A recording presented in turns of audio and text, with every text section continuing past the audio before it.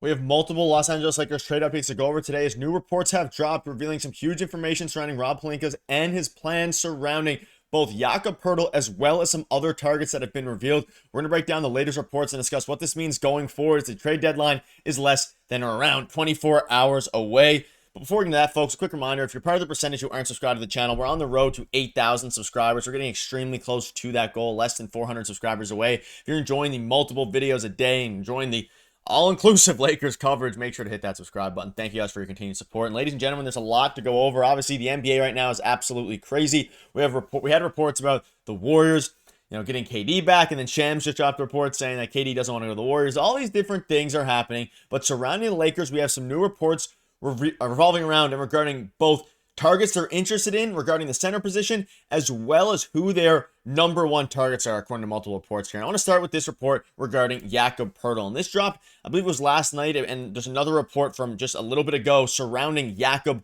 Poeltl. But this is the initial report from a very reliable Raptors reporter in Michael Grange. And the report basically says from the reporter, the Raptors have one in Jakob Poeltl, the 29-year-old Austrian who is having one of the best seasons. The Lakers have inquired about him, but the sense is that the Raptors are holding out for an offer that would include a first-round pick, and the only one the Lakers have left to offer is a 2031 first they've been clutching so tightly on for years and was able to convince Nico Harrison not to take, of course, in that big deal for Luka Doncic just a few days ago. But the biggest thing here with this deal is that we know the Lakers desperately need a center, and there's a couple of other reports surrounding their targets we'll dive into later in the video. But as it comes and as it pertains to Jakob Poeltl, things have gotten very interesting very fast, because we know in Rob Pelinka's meeting, he said they're looking for a athletic defensive center. Poeltl is fairly athletic, not crazy, 7'1", but he's a very defensive-minded center who can't shoot the ball. And there's been some talks about how his defense has fallen off a little bit this season. Things have gotten very interesting surrounding Jakob Poeltl. And you can see this here as well. This dropped an hour ago from Grant Afseth. He says the Lakers are targeting Nic Claxton and can confirm there is at the top of their trade list. We'll break that down in a future video as well. But Jakob Poeltl, a.k.a. Jakob Poeltl, is also on the Lakers trade list of targets via Grant Afseth. And Grant Afseth, of course, a Mavericks reporter, but also is a fairly reliable reporter across the NBA. And he has linked Jakob Poeltl to the Los Angeles Lakers once again. And basically, at this point in time, it seems as if the Los Angeles Lakers are obviously going to be going for a center, and hopefully one that can actually push them over the top. But when it comes to a championship center, it doesn't seem like that's available. Now, you can see this here, however, that Nic Claxton is atop of their trade list. So that's something that is extremely interesting as well. We had a video earlier today on Nic Claxton. Nic Claxton seems to fit the exact mold of what Rob Pelinka said in his press conference alongside Luka Doncic yesterday. He wants an athletic pick and roll defender who can block shots, be around the rim, all these different things. And it seems like Nic Claxton is the number one option for that, but as well as Jakob Poeltl, because we know, again, Jakob is a different type. I saw a lot of Lakers fans out there not necessarily want Jakob Poeltl simply because of, how he'd fit on this team. And I think he's a very solid starting center. Now, we know the Raptors want a first round pick.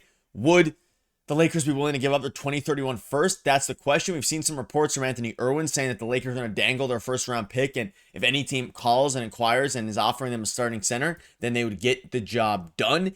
That's the biggest question. As you look at his stats this season, he's averaging 14 points, 10 rebounds, and a block a game. He is a very solid center, and he has been for a very long time. He's solid defensively. He's responsible. He's shooting 61% from the field. He does not shoot threes at all, and he's averaging a career high in field goals attempted simply because of the Raptors not having a ton of offensive, firepower, been injured most of the season.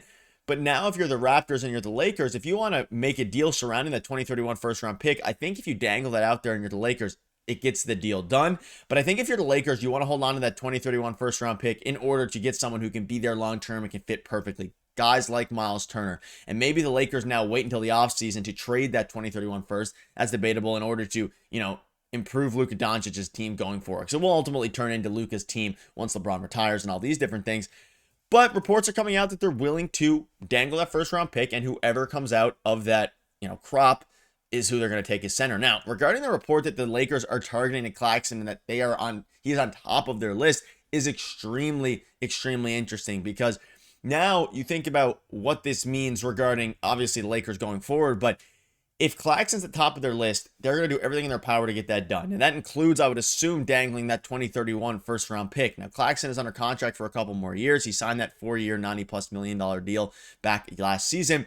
and I believe it's $91 million. Correct me if I'm wrong down below. But this season, he's having a bit of a down year. He's averaging 10 points and 7 rebounds, coming off of back-to-back seasons where he's averaging over 2 blocks a game. This year, he's not averaging better than 2 blocks a game. Again, that's a culmination of just being on a bad team in the Brooklyn Nets. And of course, the Nets and Rob Pelinka have already worked with the GM of the Nets regarding the Dorian Finney-Smith trade. They tried to get Day'Ron Sharpe included in that Dorian Finney-Smith trade, and I still do think that Day'Ron Sharpe is an interesting target for this team as well. But when you think about what Rob Pelinka's comments were at the Luka press conference, which were specifically focused on them looking to add a center who is athletic and versatile, but while also hedging his bets and saying that doesn't seem to be a championship caliber center on the market. I wouldn't put Nic Claxton as a championship caliber center, but I would put him as someone who, A, you can build around with Luka Doncic in the future, and LeBron for that matter, over the next year or two, and B, he'd be a guy who would fit into the team well right now and would be the best center on the team by a landslide. He's basically a better version of Jackson Hayes. So you can slide Jackson Hayes to the backup center spot, who's been playing really well, had a great game against the Clippers.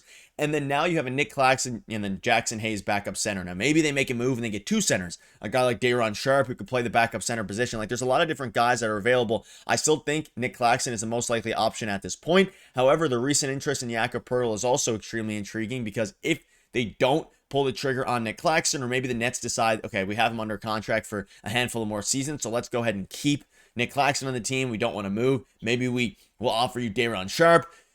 It becomes interesting then. But again, the Raptors want a first-round pick for Jakob Poeltl. I don't think that the Lakers are willing to give up their only first-round pick tradable this trade deadline in 2031. And again, the pick is now worth less simply because the Lakers have Luka Doncic. Of course, he can be a free agent in 2026. That being said, all signs point to Luka being willing to sign an extension. He values loyalty. He said that in his press conference yesterday. So things now become extremely interesting. And a couple of more updates surrounding what a trade could look like surrounding one of those championship caliber centers.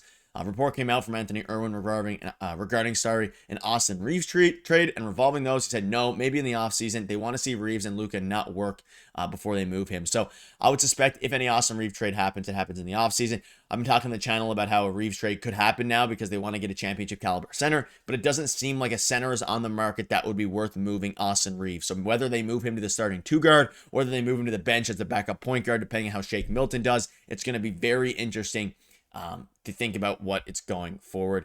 And again, they've already started conditioning themselves to find a starter to pair with LeBron. He predicts Jokic, which we'll cover in a future video. But that'll wrap it up. Let us know down below what your thoughts are. Again, the Lakers' #1 target is Nic Claxton. You also have Jakob Poeltl in the mix here, and tons of things are going to start picking up. We're 24 hours away, or a bit less than 24 hours away. Things are really starting to escalate. We know they've shown interest in Nikola Vucevic. We know they're showing interest in Jakob Poeltl. It's going to be interesting to see what this all culminates to as the deadline inches closer and closer. But that'll wrap it up. Let us know down below what your thoughts are. Thank you guys for watching. Cheers.